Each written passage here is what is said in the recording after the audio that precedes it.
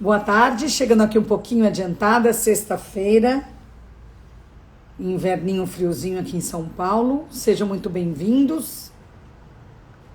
Hoje a nossa convidada é a filósofa, poeta, psicanalista Viviane Mosè.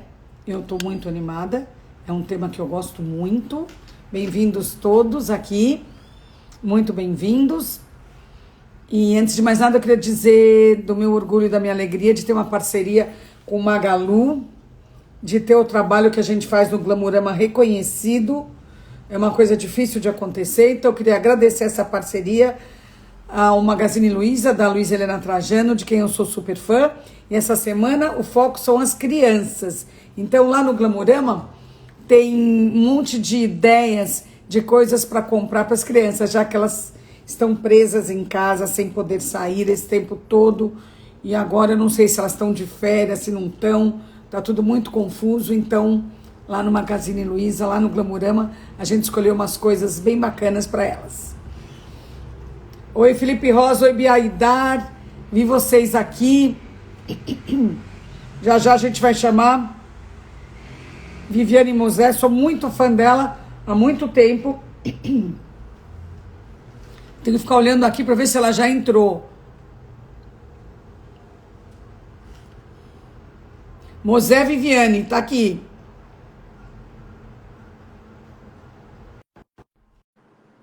Nossa, que pontualidade maravilhosa.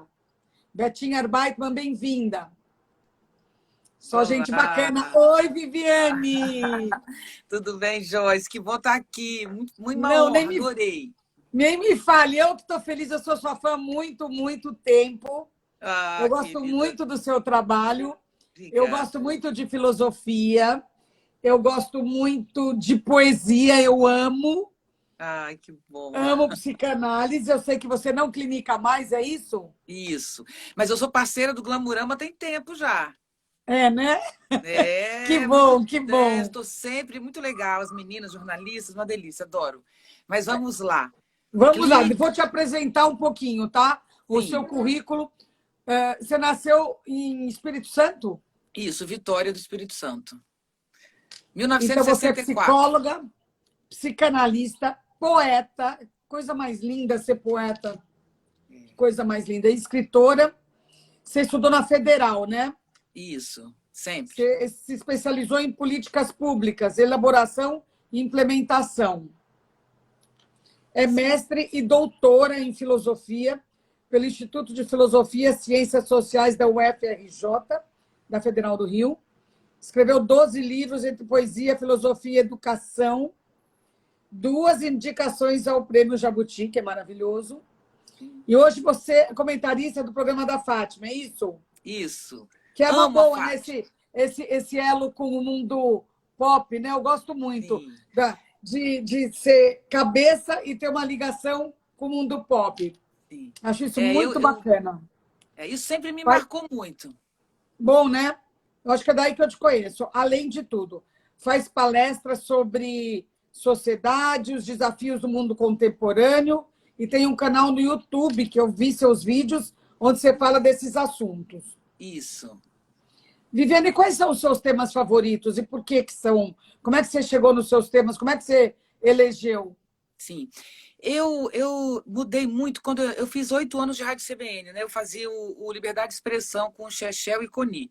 Ali mudou muito a minha vida, porque até ali eu tratava dos grandes temas da humanidade, sabe? Que a filosofia, no seu clássica, porque o Nietzsche, final do século XIX, então era a vida e o ser com a existência.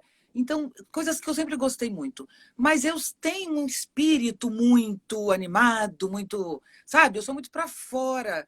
Então, tudo isso se misturou muito. Então, eu dava aula para artistas no Rio de Janeiro. Vários famosos. E nesse meio... Aulas particulares? Era, grupos de estudo. Não tinha naquela época nenhuma Casa do Saber, não existia isso. Então, a gente reunia em algum lugar, algumas famílias maravilhosas no Rio de Janeiro, que abriam suas casas, e todo mundo ia, um barato, assim, muito legal. Nesse momento, eu fazia isso na minha casa, sabia? É, você tem aqui cara em São disso. Paulo. Você é uma que eu tenho certeza que eu daria aula na sua casa. Eu amo! Ai, que bom. Então, aí daí eu fui fazer o Fantástico. Isso me fez levar, mas até aí não, até aí assim, era um tema de filosofia, que eu fazia um programa, era uma coisa. Depois, para a rádio, não. Eu comentava enchente, eu comentava política internacional, eu comentava um atentado terrorista. Então, eu tinha 15 minutos, porque era a escolha do tema, e eu ajudava a escolher o tema todo dia, exatamente porque eu ficava tensa, falei, vou participar da escolha, e eu tinha 15 minutos com aquele tema para ler, estudar, e aquilo foi muito bacana para mim. Hoje eu me sinto capaz, isso que eu faço na minha rede social, de responder perguntas, sabe? Eu respondo qualquer pergunta. Eu Ao fiz vivo, oito né? De anos, qualquer maneira, né? me viro. Aí alguém falou, você é arrogante. Eu falei, eu não digo que eu respondo corretamente. Entende? Eu não estou dizendo que eu dei a solução, eu estou dizendo que eu respondo alguma coisa coerente. Sim, já está para lá de bom. É um exercício. Viviane, quando que você acha que a filosofia começou a entrar não vou dizer no dia a dia, na via, no interesse dos simples mortais?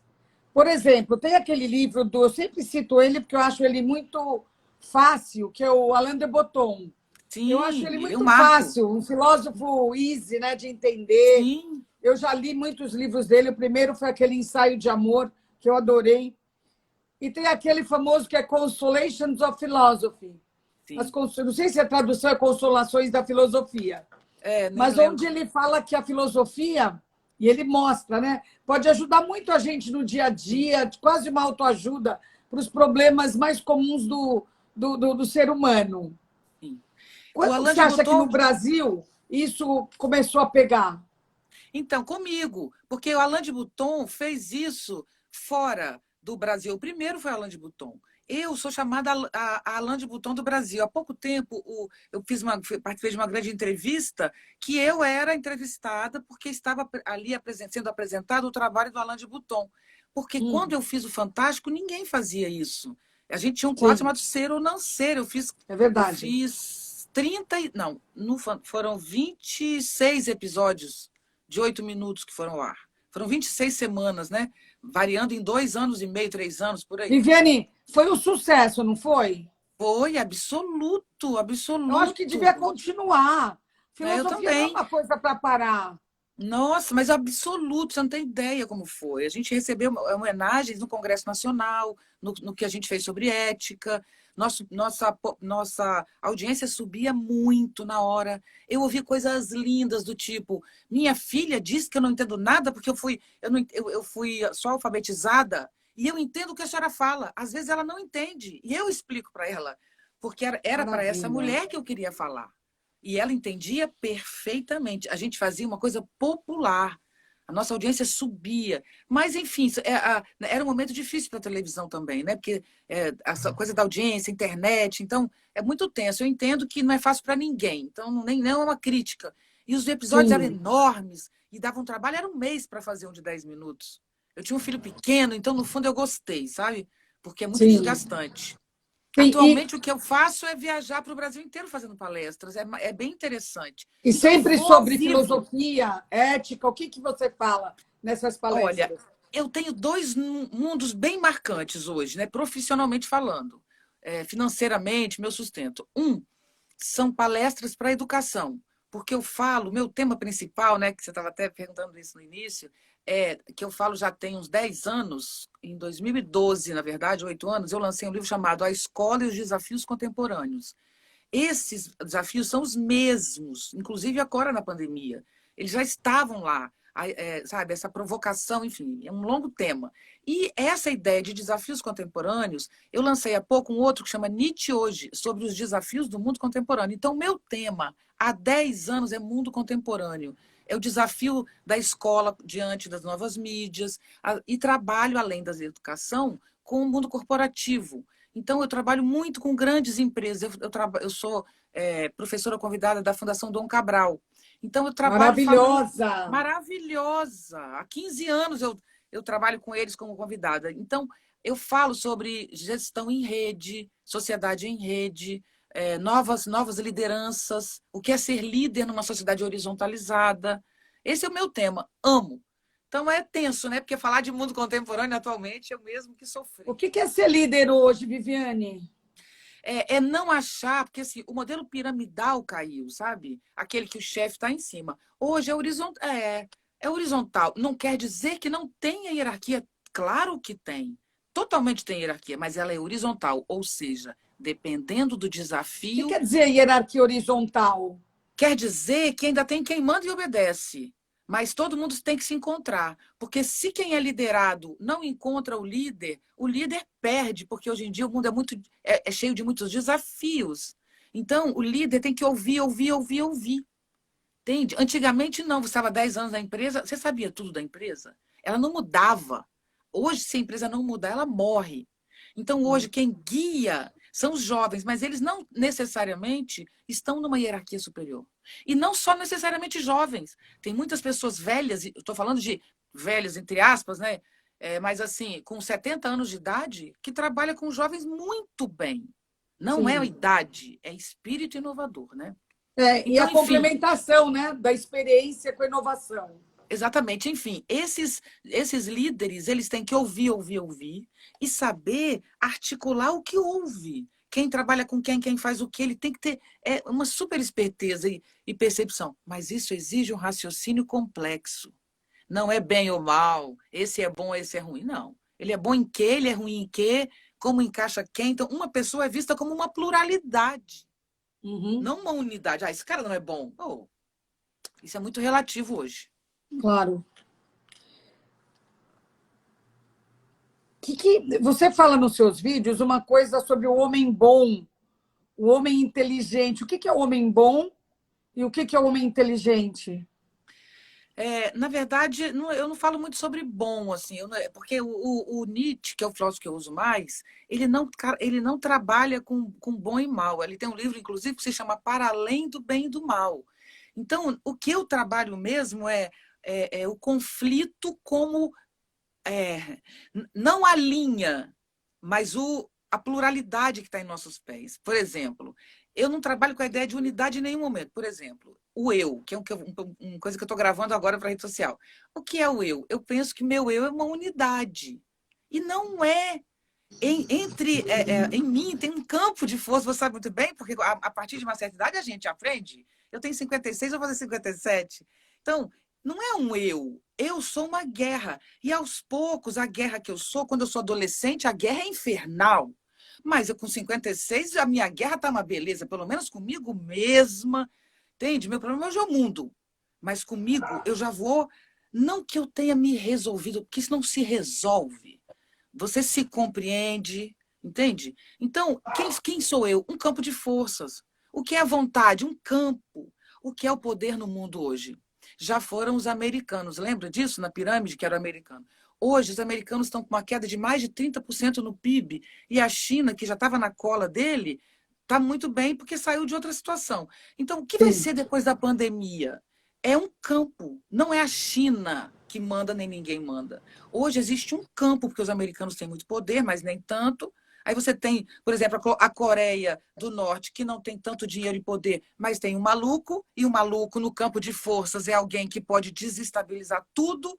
Então tem que ter um maluco no campo de força, não pode negar. Isso é o mundo hoje, e é essa transformação que a gente está passando. Não é muito bom, eu acho que não é muito mais muito essa coisa. Esse é o momento que. Como é que você descreve exatamente esse momento que a gente está vivendo? Ah, vou te dizer, esse momento assim, eu trabalho com essa análise de cenário. Faço isso para algumas empresas ou para situações, enfim, eu faço análise de conjuntura, porque meu trabalho é contemporâneo. Então as pessoas me pedem isso. Então você imagina o que é a gente ser tomado pela pandemia como foi, né? A gente via aquilo na China, tá, mas não parecia que ia ser isso. Então, de repente, de uma hora para outra, você se vê sem sua casa, tendo que ir embora. Eu tive que ir porque eu achei que o Rio de Janeiro ia desabar. Eu moro no Rio de Janeiro, rodada de favela. Eu falei, o Rio de Janeiro miserável no sentido público, sem dinheiro, por toda a corrupção do Sérgio Cabral e tudo que aconteceu aqui. A sistema de saúde, eu não assisti o RJTV mais, porque eu não aguentava ver gente morrendo no táxi antes de entrar no. Isso eu acompanho todo dia, porque eu como virei imprensa, que eu estou te falando que a rádio mudou minha vida, eu sou jornalista sem ser, eu leio tudo, tudo, tudo o dia inteiro. Então, eu comecei a ficar. Então, eu falei, cara, essa pandemia vai chegar no Rio de Janeiro, as pessoas vão para a rua para brigar por um pedaço de pão. Entrei com a família no carro e fui para um sítio que eu tenho no norte do Espírito Santo. Então, o início disso foi desestruturante de uma tal maneira que nenhum de nós tinha noção se a sociedade, a civilização, ela ia se manter, se tudo isso não seria um caos. Aí me perguntam, a gente já está no caos. Não, não, não. Nós estamos numa ordem perversa, mas numa ordem. Caos não é isso. Caos é Verdade. você. Não, caos não. Caos é você não sabe mais quem é quem e você. É cada um por si no caos, entende? Já não tem poderes. É cada um por si. Que acontece muito em guerra, né? Os judeus passaram muito por isso, né? De repente tem uma família, tudo estruturado, de uma hora você não é ninguém, você é uma bolsa com E não dois tem filhos nada. e nada, certo? Então eu achei que a gente fosse chegar a isso. Não chegamos, mas a gente tá, a roda está girando. E eu sou muito de uma imagem que é, já falava isso muito antes da pandemia, que nós temos dois prédios, um em ruína e um em construção. E eles são muito parecidos, né? E exatamente o que estava em construção, que é o mundo virtual, segurou o em ruínas, né? Então, os negócios foram se transferindo para o virtual. Hoje a gente tem uma economia que gira, mesmo estando em pandemia, ela gira devagar, mas gira, e gira bem mais do que eu imaginei. Então, isso é um alívio danado, porque a máquina, se cai tudo, né? Então, se mantém. Além disso, a virtualidade segurou completamente as doações. Então, a sociedade em rede mostrou que ela é capaz também de ser afirmativa e não só fake news. E as pessoas se ajudaram e continuam se ajudando. As empresas contribuíram também muito, e eu acho muito legal essa coisa, e vejo muitas empresas contribuindo, agradeço todos os dias a isso. E isso, olha só, sociedade da colaboração. Vamos sair daqui com grande quantidade de pessoas sem voltar para o trabalho, trabalhando em casa, pelo menos 50%. Os filhos agradecem. Eu trabalho com educação. Parênteses, uma hora de assunto sobre isso, não precisa nem abrir. Os filhos agradecem. As empresas agradecem, o trânsito agradece, a família agradece, a alimentação agradece, o corpo agradece, o meio ambiente agradece. E já tem feito palestras, algumas em grandes empresas, e é exatamente isso que todo mundo quer e está todo mundo feliz por isso, porque a empresa está topando. Agora, tem que regulamentar o trabalho em casa, né? Não dá para ligar, tem que ter horário de almoço, aí tem que regulamentar esse trabalho, na lei. O que pode, o que não Sim. pode, para não Mas tem escravizar. esse lado bom, né? Isso Para tem você muitos, Joyce, pessoalmente, tá? Tem muitos oi. bons. É porque senão eu vou ficar aqui. Mas tem muitos lados bons. Nós vamos reaprender o corpo. A gente estava na rua e não tinha rua. A gente estava fotografando a rua. Ninguém estava na rua. Vocês não estavam numa festa. Ah, tá com saudade de quê? Você não ia à festa. Você ia com o É, celular. Entende? Nós tínhamos vendido a nossa vida presencial para a internet. Agora estamos reduzidos à internet e descobrimos quanto vale um abraço. Ótimo, né, irmão? É maravilhoso isso. Vamos sair daqui amando um maravilhoso. abraço. E eu estou gostando, Viviane, do seu jeito de editar os pensamentos, a situação, o seu próprio olhar, né? Editar de uma maneira que todo mundo, acho que esse é parte do seu sucesso. Editar de uma maneira que todo mundo entenda muito facilmente. Sim. Você, pessoalmente, qual foram os seus maiores desafios na pandemia? Nossa. Ai, o primeiro foi meu maior medo, sabe? Eu sempre achei, porque eu estudo Nietzsche desde os 16 anos. Eu entrei na universidade aos 16, começando dos 17. Muito novinha, naquela época podia isso. Eu entrei Então, com 17 também. não era, então. As pessoas falam que é mentira minha. Não, antigamente não tinha linha de corte. Se você entrasse e fosse, né? Então, aí meu maior medo, eu sempre estudei Nietzsche, muito. E o Nietzsche faz uma crítica da civilização muito dura, porque ele diz que a vida foi negada. A vida não é a civilização. A vida é o que existe entre o nascimento e a morte, que você não sabe de onde vem nem para onde vai. É uma incógnita. A civilização é aquilo que cobre a incógnita. É o que faz você acreditar que você não é um ser sem saber de onde vai, para onde vai. Eu fico rindo, mas é porque essa é uma coisa que nos anima numa hora dessa. A civilização tão ruim que pensar na vida anima. Mas, enfim, nós somos esse ser. Então, o Nietzsche é muito duro à civilização. Ele disse, a vida é realmente de onde nós nascemos, nós somos animais vinculados à vida. Estamos negando na civilização isso. Uma hora, a civilização, que é uma doença de pele da Terra, ou seja, superficial, não atinge órgãos internos, é grave, é como se a Terra fosse fazer assim, dizer, dá licença, por favor, que vocês estão me atrapalhando. Então ele disse, o conflito, vai cair porque a vida é maior. Não apenas por uma questão ambiental, mas porque o humano não iria suportar esse modelo lógico, racional, que é bem ou mal, certo e errado. Ele disse, a vida não é oposição. Bom, aí ele muito crítico à civilização. Ele disse, é melhor desconstruirmos essa civilização. Ah, não, você é niilista, você está criticando tudo. E criticaram. E ele disse, então, se não vai cair. Meu livro Nietzsche hoje começa do momento em que ele anuncia a queda. Então ele disse, teremos guerras como nunca teremos, a noção de política terá desaparecido da Terra, teremos deslocamento de montes e vales, ele está falando de natureza, entende? Ele disse, isso vai colocar em questão a própria existência da espécie. Sim. Quando começou a pandemia, eu fiquei muito achando que eu iria assistir a um caos horrível, sabe? Então, hoje eu estou animada. Por quê? Todo mundo me diz. Porque eu passei pelo meu pior medo. Eu sempre achei que isso fosse acontecer por um conflito socioeconômico. Que as Não pessoas é, fossem... Entende? se Sempre, matar e nunca. se roubar e caos social. Exatamente. Então, eu nunca pensei isso. E ontem eu saí, porque é muito raro eu sair, é muito raro. Eu tenho uma doença autoimune, então eu tenho medo danado de ser aquela que, sabe, enfim, eu tenho medo pra caramba. Mas eu tive que sair. Nossa, mãe, aqui em Ipanema só tem mendigo na rua, muito, muito, muito agressivos. E com razão que eles estão agressivos, você entende? Eu quero dizer, eles não te pedem, eles quase invadem, porque eles estão com fome. É muito, muito triste ver isso. Sem Mas, enfim, esse é meu possibilidade, maior sem medo, sempre acesso. foi. Você sabe que aqui em São Paulo, Viviane, eu faço entrevistas voluntárias para o Hospital das Clínicas. Que eu acho que o trabalho voluntário nessa pandemia foi uma coisa que me salvou. Assim, eu virei outra pessoa, eu virei uma pessoa feliz de estar produzindo, de estar em vez de ficar deprimida, eu me sentia feliz cada vez que e eu colaboro muito com o G10 Favelas de Paraisópolis e com o Hospital das Clínicas, que foram duas causas que eu escolhi. E Posso aqui os comentar só uma paulistanos. coisinha?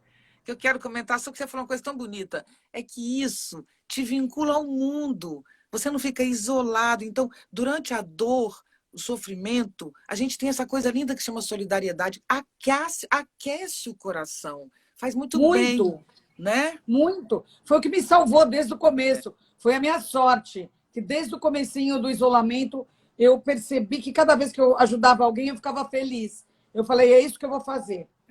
E aí, eu conversando ontem com um médico do Hospital das Clínicas, numa live que eu faço às quintas, para eles, exclusivamente aberta para todo mundo, mas com médicos falando sobre esses assuntos, ele ficou, ele exaltou demais, elogiou demais o comportamento dos paulistanos, dos paulistas, tanto da população quanto do empresariado, o quanto eles doaram para o Hospital das Clínicas, quanto eles estavam se comportando bem, quanto as coisas aqui em São Paulo estavam caminhando, com muita dificuldade, mas caminhando. E aí me deu um orgulho, e eu entendo o lado oposto do que você está falando, né? Me deu um orgulho de fazer parte desse time de pessoas que estão entendendo o que está acontecendo, que estão tentando fazer o melhor, que estão colaborando, que estão doando.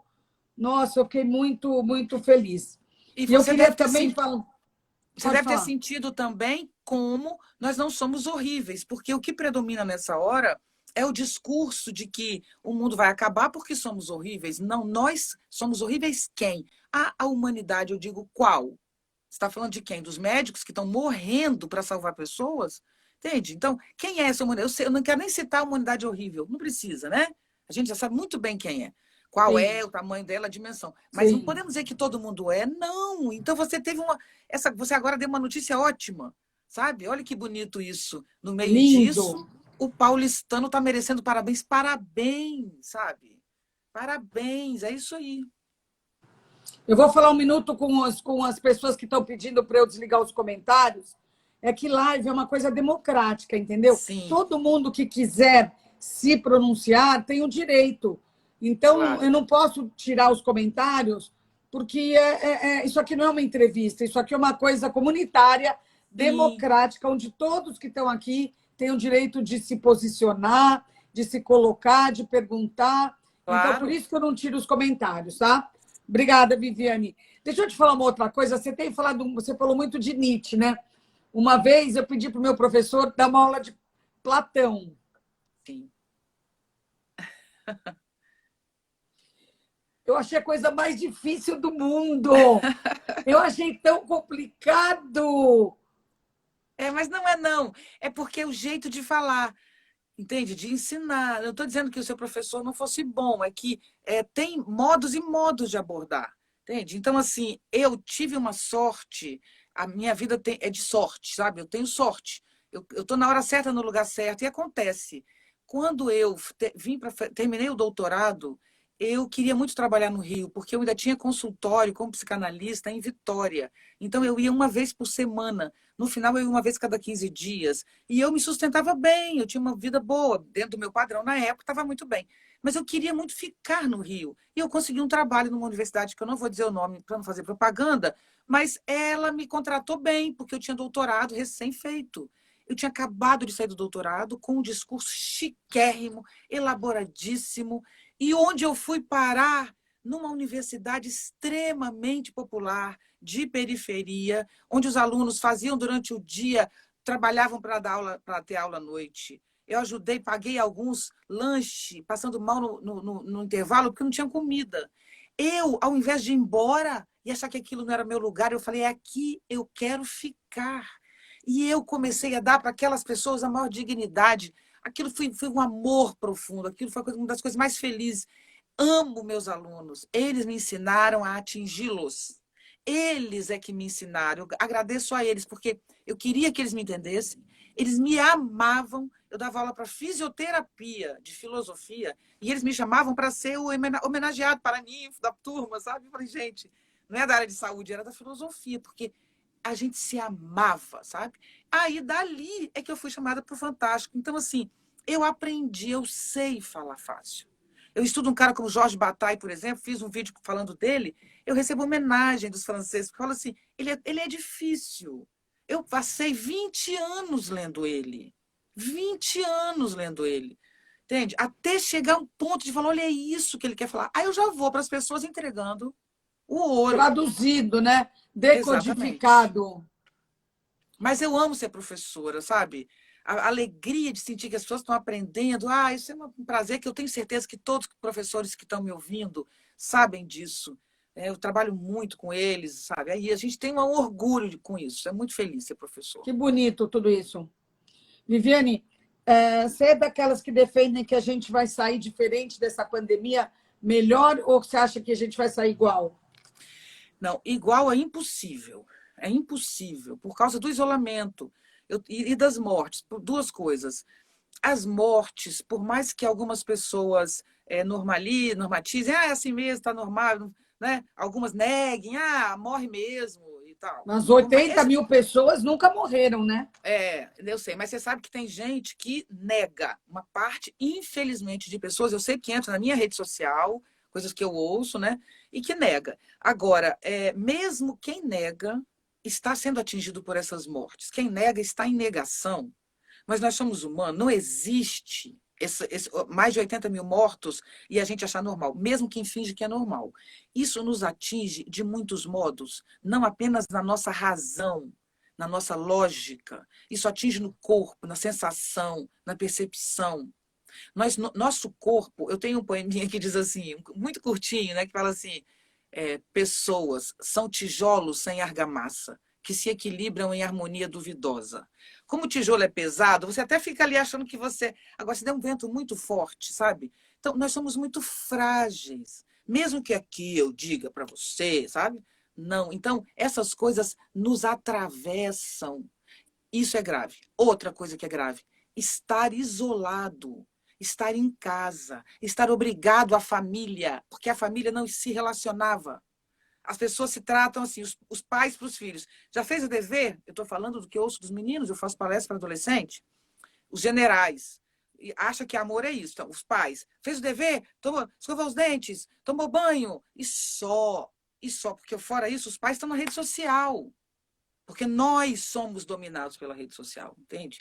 Então, nós fomos obrigados a estar em casa e os conflitos foram muitos. Então, ou aprendemos a lidar com os conflitos, ou seremos manipulados eternamente por algum poder que está na televisão antigamente e hoje nas fake news. Que é fake news que nos leva a comprar. Você acha que fake news é coisa só de política? Entende? As fake news dominam a rede. Dominam. Então, por que, que a gente é dominado por fake news? Porque a gente adora coisa impressionante, sabe? A gente não quer a vida real. É hora da humanidade sair da adolescência e entrar noutra. Mas não existe uma humanidade. Nós sairemos daqui com parte da humanidade adulta, parte da humanidade retrocedendo ao bebê, voltando a fazer as suas necessidades na fralda, igual quando o bebê fica, sabe? Vai ter gente adulta fazendo suas necessidades na fralda, tipo isso, e vamos ter pessoas adultas, maduras, entendendo que a gente não sabe o que a vida é. Deveríamos ter modéstia com o ato de viver. E que viver em bolha civilizatória não nos protege de nada. Se protegesse, não teríamos o grau de suicídio, depressão e automutilação que temos na sociedade hoje. Como que você acha que a gente pode administrar melhor essa relação da gente com as redes sociais? Só ter um corpo. Se atrás da tela tiver alguém, você pode fazer o que você quiser na rede social. Meu filho navega o quanto ele quer. Mas eu exijo que ele tenha corpo. Eu exijo que atrás da tela tenha alguém que sente, que percebe. Se você tem corpo, você filtra. Você fala, isso não está me cheirando bem. Diz o Nietzsche que ele sente cheiro da podridão do pensamento, ele está falando. Pensamentos nefastos eu sinto com a narina. Entende? Ele diz, a minha inteligência está na narina, nas narinas. Então, cadê as nossas narinas? Agora somos abstração da abstração, então não tem nada errado com a internet. Claro, as redes sociais têm que mudar um pouco, né? A gente sabe que algoritmo, né? Então, assim, a rede social é formato. A rede, ela é maior. A rede social é o formato que hoje aceitamos. Daqui a pouco esse formato não existirá, existirão outros.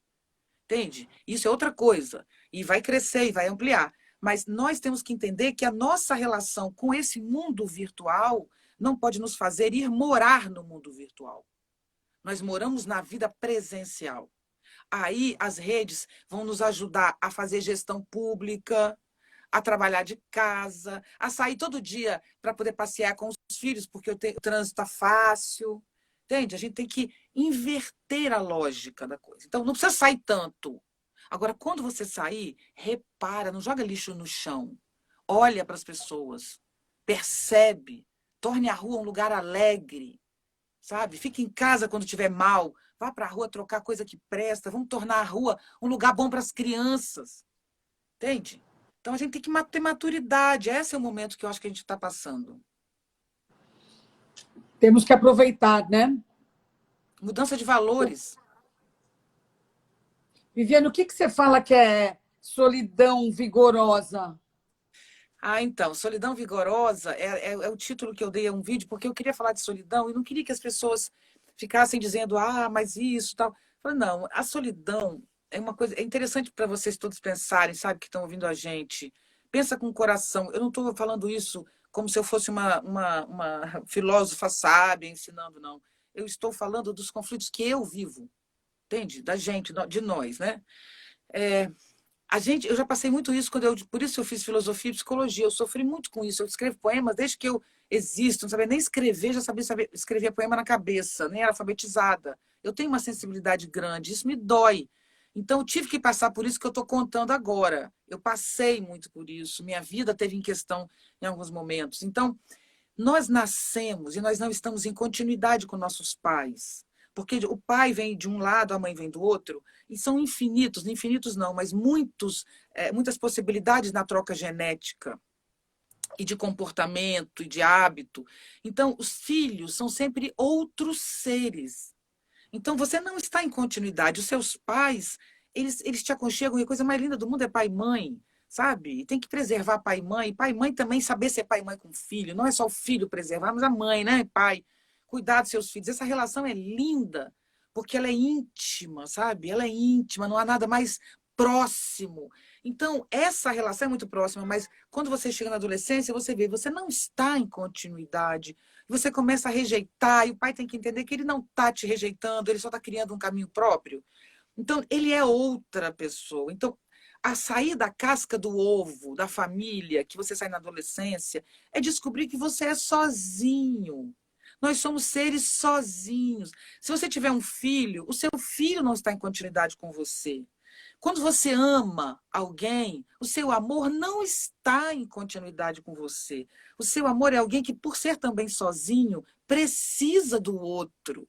E se vocês se unem por laços de amor, vocês fazem pontes, pontes que se quebram às vezes. Você chega em casa e não consegue fazer a ponte, aí você acha que o casamento acabou. Não, não acabou. É que as pontes são provisórias, mesmo com quem você ama. Somos seres sozinhos.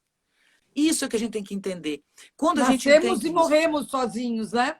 Exatamente. Aí, por que ela é vigorosa? Porque isso é tão sofrido, que eu acabei de falar, que para não pensar nisso, eu me uno às pessoas em relações tóxicas. Eu me uno com meus amigos em relações tóxicas, de domínio, de controle, com os meus filhos, com as pessoas com quem eu me caso, né? Que eu pelo menos já me casei 3 vezes. Mas, sabe? Então, a gente tem que aprender que o melhor casamento é quando duas solidões estão se encontrando. E então, o que é ser só? Por que é vigoroso? Porque, meus amores do coração, quando você lida com isso, nada mais derruba você. Por isso ela é vigorosa. Do que mais você vai sofrer? Você vai sofrer porque alguém te deu um fora? Vai. Porque é sempre uma dor levar um fora. Mas passa porque você conta com você. Agora, quando você não conta com você, você tem que beber quando você fica angustiado.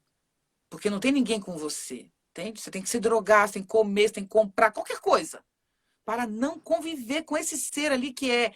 Agora, e se você convive, sabe o que o ser te diz? Ele diz a você o que você realmente quer da vida, porque você está só com você mesmo, né? E saber o que você quer da vida facilita tudo, né? Nossa.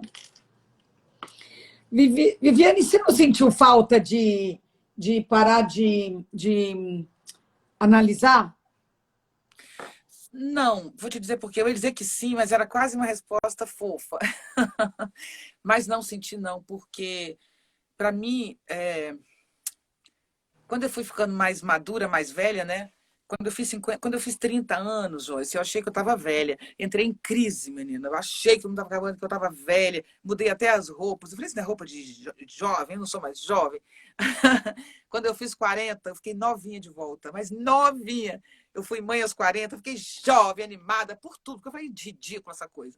E com 50, eu tô quase uma garota. Me sinto muito animada porque eu fui abrindo mão de muitas coisas. Então, quando a gente fica velho feliz, feliz, eu estou planejando meus próximos 30 anos numa alegria,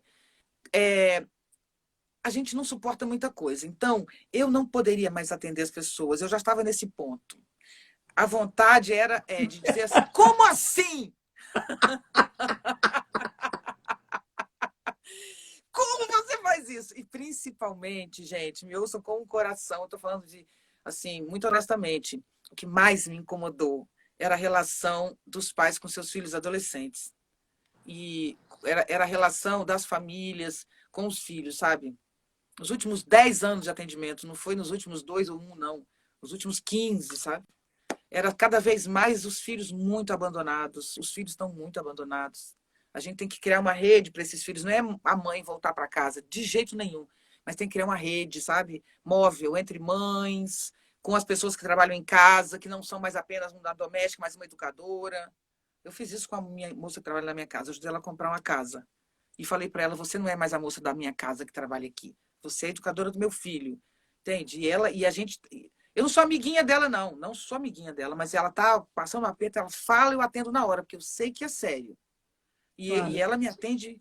Meu filho tem uma mãe em casa. Eu chego em casa, ele tá tocando guitarra, porque ele é roqueiro, usa preto, todo roqueiro, e ela do lado ouvindo rock com ele, adorando. Essa é a melhor parte. A parte. Viviane, você acha que eu faço análise há mais de 40 anos, né? Mas eu sou do outro lado, eu sou Sim. analisada. E você, às vezes eu fico pensando, olho para o meu analista e eu fico pensando, todo mundo não é muito igual? O analista Não, não se cansa de ser tudo com o mesmo problema? não é igual. Não é igual. Isso é muito lindo, não é igual. Quem gosta mesmo de trabalhar com clínica, né, sabe isso, sabe? Quem faz por talento sabe isso. O mais lindo, e eu aprendi muito, foram 22 anos de clínica, é, é muito lindo. Isso falando, até me comove, só de pensar, porque assim, cada pessoa tem um jeitinho próprio, e esse jeitinho aparece na clínica. É ali que aparece, entendeu? Então, ali, quando não aparece, o trabalho da gente é quebrar essa pessoa de alguma maneira. Cada um tem um modo de quebrar, mas o seu objetivo é quebrar e dizer: cadê você? Eu não estou vendo, eu estou vendo caricatura, estou vendo, né? E aí, isso é o trabalho da análise. Só isso já é mais do que suficiente. Quer dizer, isso já é bem bom. Você ajudar a pessoa a se quebrar e atingir. Aí, quando nasce o jeitinho de rir, o modo de falar, o modo como conta, sabe? O jeito que a pessoa vê a vida, quando ela está falando mesmo, é lindo de morrer. Eu amo o ser humano, apesar de saber que tem pessoas horrorosas. Mas eu gosto de gente, sabe? Gosto mesmo. A clínica só me fez gostar. Eu parei, não é porque as pessoas não são legais. Eu parei porque eu estava sem paciência. Eu não era mais analista, entendeu? O problema foi Entendi. meu. Chegou um ponto que eu não dei conta, mas os analistas dão conta. Quem faz, que gosta, dá conta. Eu dei conta há 20 anos, né? E Olha que gostava. No bom que eu final, deixei os comentários ativados, porque eu acho que tem vários psicanalistas aqui e falaram coisas lindas explicando. O mais lindo da psicanálise é a singularidade do sujeito. Eu adoro trabalhar com clínica, você é único. É, só coisas bonitas, ainda bem que eu não isso desativei. mesmo. As pessoas são lindas. E em clínica, elas são mais bonitas ainda. Lindo. Eu adoro pessoas. O que você me fala do que a gente passou agora? A gente já esbarrou nesse assunto. Sobre o sofrimento que a gente passou aqui de várias maneiras. O que você me fala sobre isso? Como é que É, isso pegou cada um e como é que a gente reagiu e o que isso trouxe de bom? o sofrimento é um dos temas dessa filosofia que eu estudo e, de algum modo, exercito há 30 anos, que é Nietzsche. Então, de onde vem o Nietzsche? Do que antigamente se diz? Eu acho que ainda falam isso, eu digo antigamente, mas talvez ainda se faça isso no ensino médio e tal, que é dividir a filosofia por escolas, né? Então, a escola existencialista é aquela que diz: eu não penso, logo existo. Eu existo, logo penso. Então, você coloca primeiro a existência. O que é existir? Existir não é viver. Viver, a água vive, sabe? A planta vive. O que é existir? Existir é típico do humano, que é não só viver, mas ter consciência de que vive. Eu não só tenho conhecimento porque eu sei lá, medicina, pessoas sabem, né? Cada um ser humano tem. Não, eu sei que eu sei. Eu tenho consciência de que eu vivo. Isso é o sapiens sapiens. Então, o que é ser um ser que sabe de si, que sabe da condição? Eu tenho uma frase que diz: é como se cada um de nós carregasse eternamente o infinito nas costas. Nós sabemos que o infinito existe, que nós somos um grão de areia. Essa consciência é existencial. Ter consciência da existência, apesar de muito dolorido e sofrido, porque isso é o sofrimento, não tem outro. Não Quando tem. você perde uma coisa que você sofre, você às vezes nem queria aquela coisa. Mas aí você fala: eu sou insatisfeita. Não, você não é insatisfeita. Você sofre pela perda em si, que está localizada naquele objeto, naquela pessoa, naquele trabalho.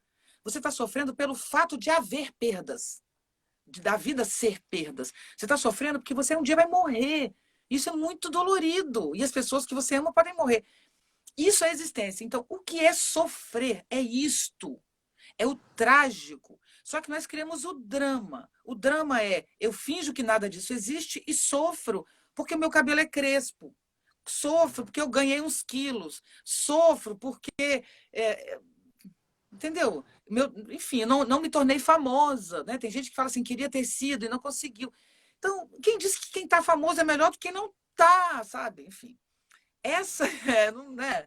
Vamos combinar. Mas essa sensação de drama é quando a gente localiza na civilização o sofrimento, quando ele de fato diz respeito às grandes questões da existência, que esquece a Uhum. solidão. A questão é, por que eu não vou procurar saber? Porque eu não tenho como lidar. Tem sim, tem sim. E tem como, entendendo, enfrentando e se tornando adulto. Ou você vai eternamente ser refém de um homem, de uma mulher, de um transexual, de um transgênero, né? Hoje a gente tem uma Do que for. diversidade, que eu acho muito legal, inclusive, esse tema, super diversidade de pessoas, e eu não sou eu que vou julgar se isso é certo ou errado, elas nascem como flores, né? Então, todas as diversidades de gênero, que gostam de dizer, que eu achei muito legal, me ensinaram isso, chamam de desobediência de gênero. Mas todas essas pessoas, as pessoas que existem no mundo, os modos diferentes de ser, todo mundo, de algum modo, precisa se enxergar. Todos sofremos e todos morremos porque somos abandonados por quem a gente ama. Meu bem, você não vai morrer, vai sofrer, vai doer, dói, tem um luto enorme, mas tem um fundo onde tudo se cura. E esse fundo chama-se coragem. Viver é para os fortes. Então, Para os fotos, ajudem seus filhos a concordo. se tornarem fortes, porque vida não é Falo brincadeira, sempre não. isso. Viver não é para principiantes. Não. Por isso que a gente já está se dando melhor aqui, porque na vida nós já somos mulheres maduras. Isso é muito bom, É um muito bom. ganho. Eu não Muito trocaria, bom. Joyce, nunca os meus 56 por 46, nem por 36, nem por Sim, 26. é muito bom. A Não. maturidade é maravilhosa. Maravilhosa. Claro, tem coisas difíceis, eu não enxergo quase nada. Eu E é também, mais muito. difícil emagrecer, mas na pandemia eu emagreci com maior facilidade, que não tinha Você está ansiedade, ótima. né? É. Tá tudo, Não, tudo. exatamente. Tem muitas Agora, coisas difíceis. Viviane, você falou que você casou 3 vezes. Vamos É. falar um pouco desse amor, do amor idealizado, do amor de verdade. Como Sim. é que foi cada um dos. Você está casada agora? Tô casada. Eu tô Como é casada com a que foram os Eduarda. casamentos? O que você buscava e o que você Tá. encontrou? Eu adoro esse tema. Eu amo falar de amor, de casamento. É, eu sempre tive aqueles namoros, sabe? Então, com 13 anos, eu tive um namorado, depois sempre tive aqueles namoros, mas sempre fui muito livre. Então, minha mãe era feminista. Pra você ter uma ideia, fui criada por uma mãe que dizia: não casa, não seja livre. Meu pai era castrador, mas ela liberava de sair, então tinha aquela coisa. E eu tive esses namorados, mas assim, muito ansiosa, com uma angústia do tamanho do mundo. Eu entrei na universidade muito cedo e me casei pela primeira vez aos 19. Eu fui morar com um namorado, saí da casa dos meus pais e falei para o meu pai, estou indo morar com ele, ele foi junto. Nossa, foi aquele drama familiar. Primeiro. Então, o primeiro foi o Sérgio, que eu fiquei 3 anos mais ou menos morando. E depois a gente, durante alguns anos, foi e voltou, porque ele foi morar em Belo Horizonte, eu morava em Vitória e tal. O Sérgio. Depois eu casei com o Daniel. Eu fiquei com o Daniel casada 13 anos. Mas entre o Sérgio e o Daniel, foi muito tempo sozinha. Então, eu experimentei um período de solidão extrema, onde eu Que é queria muito estar com tempo alguém sozinha? O que é que muito ninguém tempo me queria. sozinha? Eu não conseguia ninguém que conseguisse casar comigo, ficar junto, nem Mas casar no quanto papel, não tempo que dava. é muito tempo? O que é muito 10 tempo? anos, 10 anos, mais ou menos. Uns 10 anos, 12. Como eu tinha eu sempre fui muito. Hoje não saio de casa, na época eu saía bastante, hoje eu sou exatamente o contrário, mas, claro, você sempre fica com alguém, tem aqueles namoricos que duram um mês, tem os namorados amigos, que você tem um caso eterno, mas relacionamento de amor de troca, mais de 10 anos. Então, eu Você tenho não duas queria ou experiências. não conseguia? Não conseguia, não conseguia, não conseguia. E aí, quanto mais eu não conseguia, mais tóxica eu me tornava. Porque a gente adora dizer que os homens são tóxicos nas relações, mas as mulheres são muito tóxicas. Estou falando de mim, mulheres, tá? Não estou falando de ninguém, vou falar de mim. Muito tóxica, porque eu queria tanto e estava tão carente, de verdade. Eu tinha um amor enorme para dar. Eu queria, a pessoa que estivesse comigo ia estar muito bem, mas quando ela vinha, eu ia para cima dela de um jeito que muita gente que me amou, eu soube depois, não me suportou, sabe? Pela minha excessividade. Então, eu tenho uma experiência grande de casamento, que eu tive depois 13 com o Daniel, onde eu tive o Davi, e estou há 5 com a Duda, que eu sou casada hoje. Longos casamentos, mas, gente, eu sei como ninguém o que são 10, 12 anos de uma solidão amorosa, sabe? Muito grande. Foi ruim Enfim, isso? muito difícil, muito Que idade difícil. você tinha? A 30, olha, eu casei com o Daniel com 37, dos 27 aos 37, quando eu cheguei no É, Rio, que essa exatamente. fase não é gostoso ficar sozinha. Não, não. 27 aos 37. E sempre com a vida movimentada. Mas amor, não. E o que acontecia? Não é que a solidão era sozinha. Não vamos confundir, porque sozinha eu sou desde os 13. Eu sempre tive essa consciência, entende? Eu fiz análise a minha vida inteira. E por que eu fazia análise? Não só porque eu atendia. A minha questão era muito difícil, porque eu sempre, por ter consciência demais das coisas, eu andava o tempo inteiro carregando esse infinito, entendeu? Eu tive que ir abandonando ele. Muito sofrido isso, a consciência o tempo inteiro. Eu tenho um poema que diz: não tenho pele, tudo me fere, sofro de carne viva. É a minha pele carne viva, assim, entende? Eu sempre sinto isso até hoje. Só que Muita hoje eu lido sensibilidade, né? excessiva, tá? Um pouco além, obrigada, não precisava. Não é? Não pensa que eu estou dizendo, eu sou sensível. Não, é uma coisa além da medida. Na época, minha mãe não queria psicólogo nem medicação, ela conseguiu, a gente foi conseguindo lidar. Ela me colocou onde para me salvar? No teatro, na ginástica, na dança, eu fiz teatro desde criança. Então, sabe, isso me ajudou muito. E eu saí dessa situação e hoje lido com ela, não só lido, vendo ela, Joyce. Vendo. Eu vendo meu Incrível. sofrimento. Literalmente, eu vendo meu sofrimento. Qual é o lugar que as pessoas me dão? Na rede social, nas palestras? Eu tenho 18 anos de palestras em educação, sabe? Eu tenho meus clientes de anos.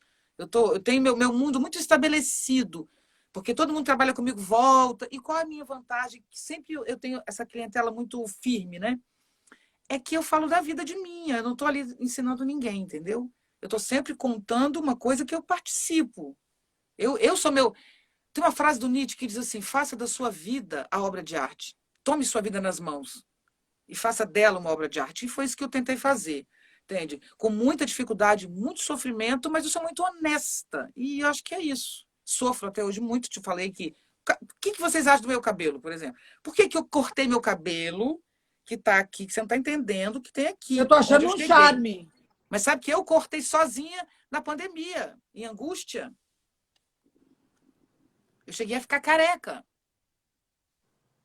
De Entendeu? angústia. Você ainda tem muita angústia? Muita.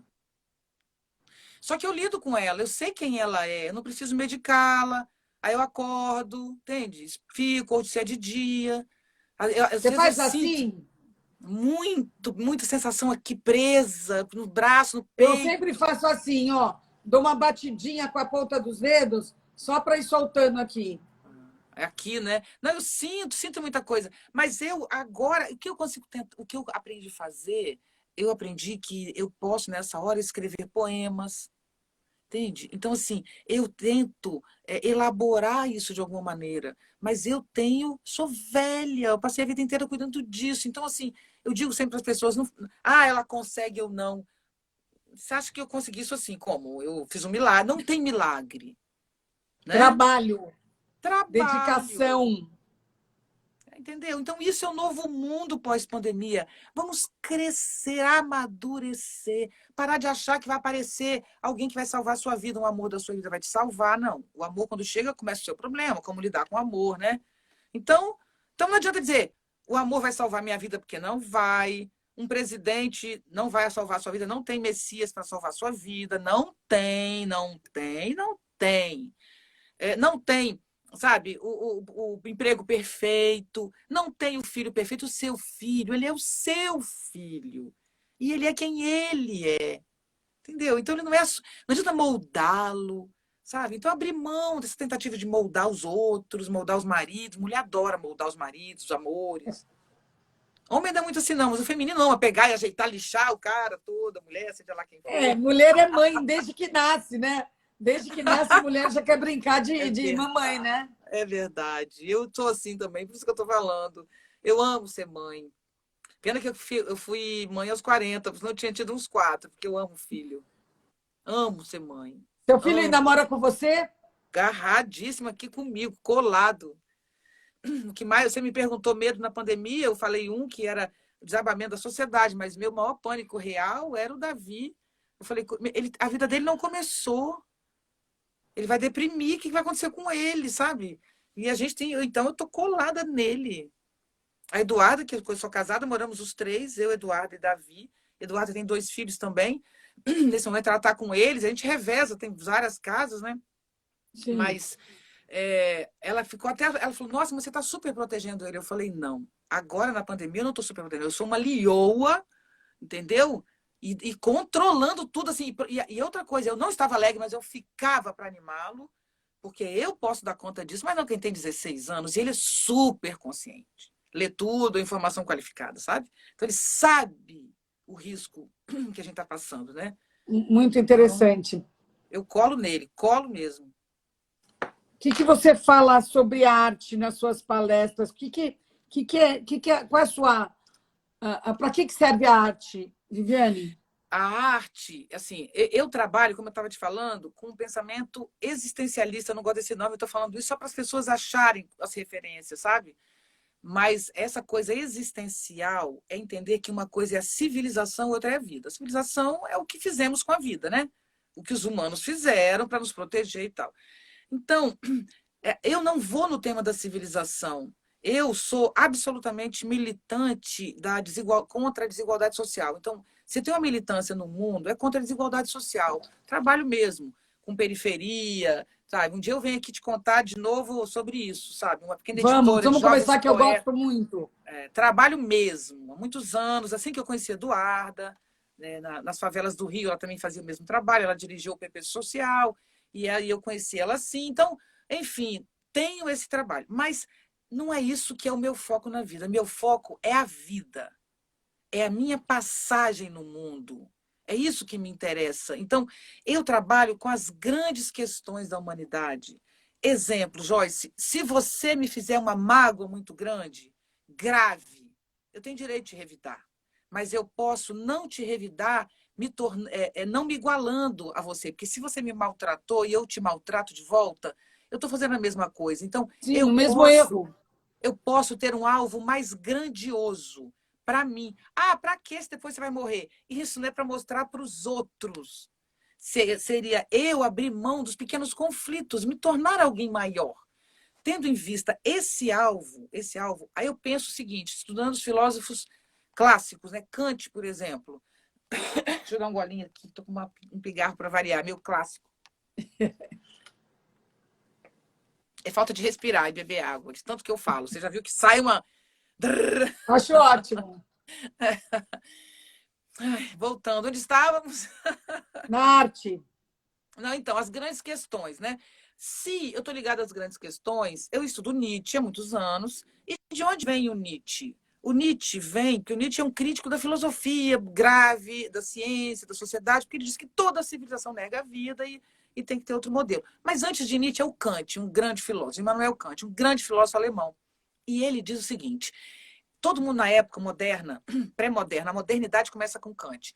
Eles estavam dizendo, tipo, o conhecimento humano vai atingir a verdade absoluta e transformar o mundo na perfeição. É isso que Deus quer de nós. Ainda reinava uma ideia dessa. O Kant, mas pelo humano, a razão humana, a inteligência humana vai atingir a vida e resolver a vida. Kant fala, movido por Hume, que é uma longa história, diz: que razão é essa? O que é essa coisa humana que a gente chama razão? Então ele escreveu 3 grandes livros. Começou a escrever depois de 50, hein? Só para animar os coroas como eu aí. Depois de 50. E ele foi movido por uma dúvida filosófica. Ele escreveu a crítica da razão pura, crítica da razão prática e crítica do juízo. E eu vou reduzir. Ele diz: nós temos 3 grandes razões, entre aspas. Uma, da inteligência pura, que é inteligência intelectual, por palavras, pensamentos, lógica e tal. Nós temos uma inteligência prática, que chama moral, que é quando você pode ou não pode as coisas, mas é um tipo de inteligência, a moral e a ética, que você vai desenvolver isso a partir de um tipo de pensamento que nós não desenvolvemos, né? É um tipo de raciocínio, de modo de ser. E tem a razão, o juízo de gosto, que é o sentir. Então, nós temos 3 modos de nos relacionar com o mundo: pela inteligência, pelo querer, que é a moral, querer, poder ou não poder, agir, e pelo sentir. Aí ele diz, a inteligência te faz sofrer, porque você quer entender e não entende. A gente só não entende, quanto mais estuda, menos sabe, porque o mundo é infinito. Então, ela é boa, te dá muita alegria, mas ela te limita, que você depende do mundo para entender o mundo. A inteligência do querer também, porque eu quero uma pessoa que não me quer, eu tenho que aprender a limitar o meu querer, olha isso. Esse que é o jogo da moral. Então, o querer nos faz muito sofrer, porque quando você tem o amor é tudo, mas quando você não tem, eu que estava explicando isso há pouco, é muito sofrido. E o sentir é a única coisa livre, porque o sentir depende de mim, entende? De mim. Então, o que eu sinto depende, e eu posso sentir coisas incríveis. Você não tem ideia do que o sentir pode quando você sofistica o sentir. Né? Você pode estar preso numa solitária e tendo prazeres incríveis de intelectuais. Claro, você tem que ter algum estímulo também, né? Livro, música, mas... Né? Então, o que ele diz? Que a terceira dimensão, que é a arte, é que sustenta todas as outras. Porque senão a gente seria só dor, só corte. É a sensação. Não precisa você amar. A arte é a sofisticação do sentir. Se você quer desenvolver o seu sentir, desenvolva a sua sensibilidade estética. Mas a Dona Maria, agora a Dona Maria, que canta na beira do rio, enquanto está lavando roupa, no Acre, o garoto tocando um berimbau de uma corda, isso também é uma sofisticação inacreditável. Então, a gente tem que aprender que quanto mais você desenvolve o seu sentir, menos mundo você precisa. Não é que você vai virar um solitário, mas é que você vai se tornar um cara livre no mundo. E pleno, né? E pleno. Então, existe o caminho da plenitude. Nós não somos seres eternamente castrados, que é essa questão que é uma longa discussão com a psicanálise. A plenitude existe e a gente pode acessá-la. Vou falar um poema, tomara que eu lembre, tá, gente? Isso, eu queria um poema. Não é longo, não, mas eu vou lembrar.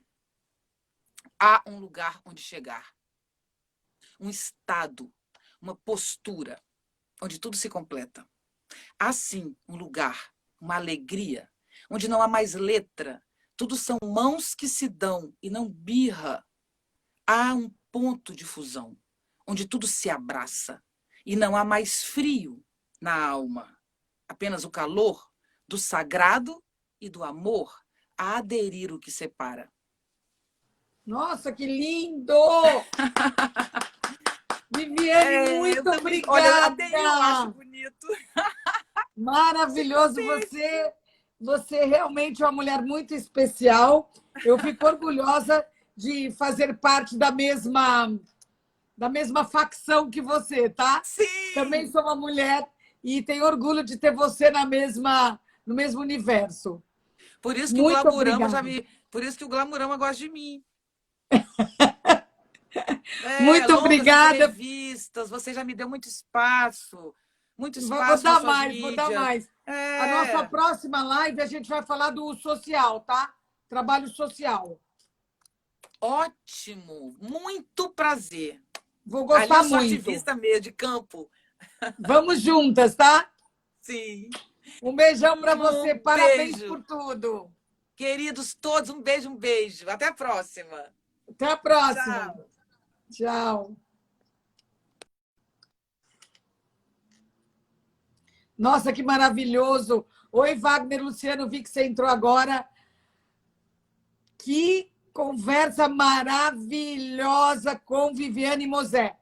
Foi lindo, lindo, lindo, foi profundo, foi verdadeiro, foi iluminador, foi um resgate para a alma da gente. Muito obrigada a todos vocês, uma audiência enorme aqui com a gente, fico muito feliz. Eu queria lembrar aqui no finalzinho que, se vocês quiserem ver brinquedos para as crianças que estão em casa, já meio sufocadas de tanto ficar em casa, tem lá no Glamurama uma escolha que a gente fez lá no Magalu. A gente fez uma edição de coisas incríveis que tem no Magalu, nosso parceiro, nosso incentivador. Muito bom ter essa parceria aqui. Muito obrigada a todos vocês e a gente se vê segunda-feira. Valeu, muito obrigada. Oi, Vera Donato. Bom ter você aqui. Tá salvo, tá? no IGTV do Glamurama. É só ir lá que a live estará salva.